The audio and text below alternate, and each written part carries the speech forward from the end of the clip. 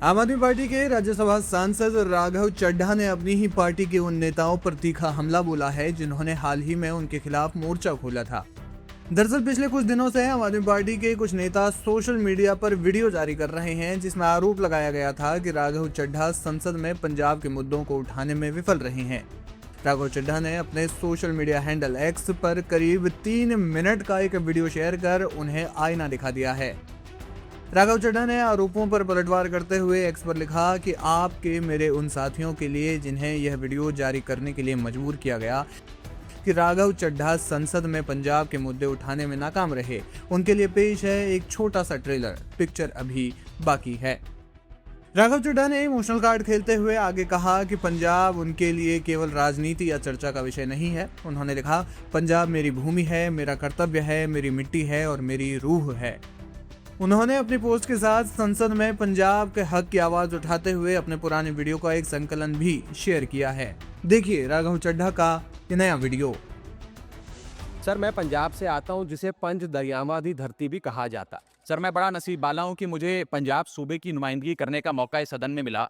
आज कई ऐसे गुरुद्वारा साहब हैं जैसे कि श्री करतारपुर साहब, श्री पंजा साहब, श्री ननकाना साहब जो पाकिस्तान में स्थित हैं। सर, आज मैं इस सदन के सामने एक मांग लेकर आया कि ये दोनों मुल्कों की सरकारें मिलकर कॉरिडोर बनाएं जिससे भारत से श्रद्धालु संगत श्री ननकाना साहब जी जा सके। Rework the agricultural pricing formula, यानी कि जब किसान खुले बाजार में अपनी फसल बेचने जाता है मैम, तो वहां पर एक मिनिमम रिजर्व प्राइस होना चाहिए, यानी कि उस प्राइस के नीचे किसान को उस रेखा के नीचे का दाम नहीं मिलेगा। इसकी एक ट्रेन है जो भटिंडा से बीकानेर चलती है। इस ट्रेन में ट्रेडर्स, व्यापारी, पिलग्रिम, श्रद्धालु नहीं जाते। कैंसर के मरीज जाते हैं भटिंडा और पंजाब के मालवा जिले से बीकानेर ताकि अपना इलाज करा सके। सर, एयर पोल्यूशन सिर्फ दिल्ली का मुद्दा नहीं है, पूरे उत्तर भारत का मुद्दा है। पोल्यूशन तो सरहद समझता नहीं सर, लेकिन क्योंकि एयर पोल्यूशन का सारा दोष देश के किसान पर मढ़ा जाता है, आज मैं उस किसान की आवाज उठाना चाहता हूं। Legal guarantee to MSP in accordance with Swaminathan commission report. मैं अनुरोध करूंगा सरकार से कि उस लीगल गारंटी को देश के किसान को सौंपे। 5 नदियों वाला सूबा पंजाब जो आज सर सबसे बड़ी मार झेल रहा है about the quality and the quantity of water,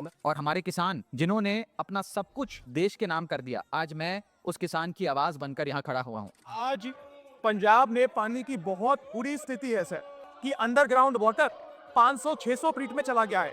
मेरा सब्जेक्ट है शहीद आजम सरदार भगत सिंह जी को भारत रत्न देने के संदर्भ। सारी नदियों को रिजुवेनेट करने के लिए मॉडर्न इकोलॉजिकल इंजीनियरिंग लागू किया है। Universal access to safe drinking water खास तौर पे पंजाब लागू किया जाए। मैं जिस विषय के बारे में बोलना जा रहा हूँ वो हम पंजाबियों और पंजाब के दिल से जुड़ा हुआ मुद्दा है। My subject is demand for bringing back the royal throne of Maharaja Ranjit Singh की। पंजाब में 2 अंतर्राष्ट्रीय हवाई अड्डे हैं, एक मोहाली में, एक अमृतसर में, और ये दोनों अंतर्राष्ट्रीय हवाई अड्डे सिर्फ नाम के इंटरनेशनल एयरपोर्ट हैं सर। यहाँ अंतर्राष्ट्रीय एयरलाइंस ना के बराबर ऑपरेट करती हैं और इंटरनेशनल फ्लाइट्स भी ना के बराबर उड़ती हैं। आज पंजाब की अलग अलग योजनाओं के हजारों करोड़ रुपए जो केंद्र ने हमें देने थे वो रोके हुए हैं। रूरल डेवलपमेंट फंड का 5600 करोड़, मंडी डेवलपमेंट फंड का 1100 करोड़, नेशनल हेल्थ मिशन का 1100 करोड़, समग्र शिक्षा एजुकेशन का 180 crore, special assistance for capital creation का 1800 करोड़। केंद्र सरकार से अपील करता हूं कि हमारा फंड हमें जारी किया जाए। मेरा मंत्री जी से सवाल यह है कि क्या श्री अनंतपुर साहब को हेरिटेज सिटी का दर्जा देकर और वहां स्पेशल फंड्स देकर विकास कार्य कर उसे एक विश्व प्रसिद्ध हेरिटेज सिटी बनाने के लिए अगर कोई कदम माननीय वित्त मंत्री जी उठा रहे हैं। And Punjab is not asking for charity, Punjab is asking for justice. Sir, if Punjab can be the backbone of India's food security for 50 long years, अगर पंजाब देश की फूड सिक्योरिटी की रीढ़ की हड्डी हो सकता है, तो आज देश को पंजाब की मदद करनी चाहिए, पंजाब के साथ खड़ा होना चाहिए।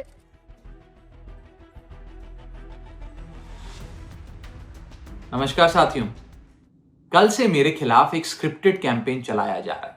सेम भाषा, सेम बातें, सेम आरोप। ये कोई कोइंसिडेंस नहीं है, बल्कि एक कोऑर्डिनेटेड अटैक है। पहले मैंने सोचा कि मुझे इसका जवाब नहीं देना चाहिए, फिर लगा कि कहीं एक झूठ को 100 बार बोला जाए तो कुछ लोग मान ना लें, इसलिए मैंने सोचा कि जवाब दूं। आम आदमी पार्टी ने 3 आरोप लगाते हुए ये कहा कि इन 3 आरोपों की वजह से हम राघव चड्ढा को पार्लियामेंट में बोलने का मौका नहीं देंगे। राघव चड्ढा के पार्लियामेंट में बोलने पर रोक इसलिए लगाई गई क्योंकि उन्होंने ये 3 गलतियां करी। मैं एक एक करके इन तीनों पर आपसे बात करना चाहूंगा। पहला आरोप कि जब ऑपोजिशन पार्लियामेंट से वॉकआउट करता है, सदन से वॉकआउट करता है, तो राघव चड्ढा वहीं बैठे रहते हैं, वो वॉकआउट नहीं करते। यह सरासर झूठ है, सफेद झूठ। मैं चुनौती देता हूं, एक इंस्टेंस, एक दिन ऐसा बताइए जब ऑपोजिशन ने वॉकआउट किया हो और मैंने उनका साथ ना दिया हो, मैं साथ में वॉकआउट नहीं किया हो। और पार्लियामेंट में तो हर जगह सीसीटीवी कैमरा है, आप सीसीटीवी कैमरा निकाल कर दिखा दीजिए, दूध का दूध और पानी का पानी हो जाएगा। दूसरा आरोप लगाया कि राघव चड्ढा ने चीफ इलेक्शन कमिश्नर के इंपीचमेंट मोशन पर, यानी कि मुख्य चुनाव आयुक्त को हटाने वाली जो याचिका थी उस पर साइन करने से मना कर दी। दूसरा सफेद झूठ, ना मुझे आम आदमी पार्टी के किसी भी नेता ने इस मोशन पर साइन करने के लिए कहा, ना औपचारिक तौर पर कहा, ना अनौपचारिक तौर पर कहा। और आम आदमी पार्टी के राज्यसभा में कुल 10 सांसद हैं, जिनमें से 6 या 7 सांसदों ने इस मोशन पर खुद ही साइन नहीं किया। तो भला इसमें मेरी क्या गलती? खाली सारा दोष मुझ पर ही क्यों मढ़ा जा रहा है? और इस मोशन के लिए राज्यसभा में कुल 50 सिग्नेचर चाहिए होते हैं, यानी कि 105 विपक्षी सांसदों में से मात्र 50 सिग्नेचर से ये याचिका पूरी हो जाती। तो इतना शोर क्यों?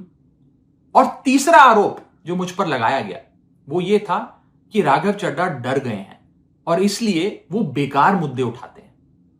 पहली बात मैं बता दूं कि मैं पार्लियामेंट में शोर मचाने, चीखने, चिल्लाने, माइक तोड़ने या गाली देने नहीं गया। मैं वहां पर जनता के मुद्दे उठाने गया हूं, लोगों की बात करने गया हूं। और मैंने कौन सा मुद्दा नहीं उठाया?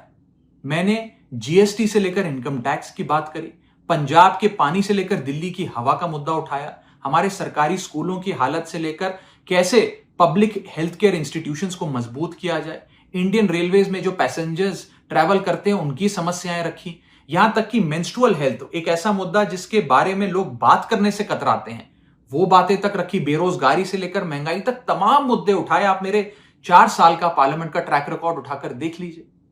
और मैं पार्लियामेंट में इंपैक्ट क्रिएट करने गया हूं, मैं पार्लियामेंट में रकस क्रिएट करने नहीं गया। ये टैक्स पेयर के पैसे से जो पार्लियामेंट चलती है, उस टैक्स पेयर के मुद्दे उठाने में पार्लियामेंट में गया हूं। अंत में मैं बस इतना कहना चाहता हूं कि जो लोग आज मुझ पर आरोप लगा रहे हैं, झूठे आरोप लगा रहे हैं, कि हर झूठ को बेनकाब किया जाएगा और हर सवाल का जवाब दिया जाएगा, क्योंकि मैं घायल हूं, इसीलिए घातक हूं। जय हिंद।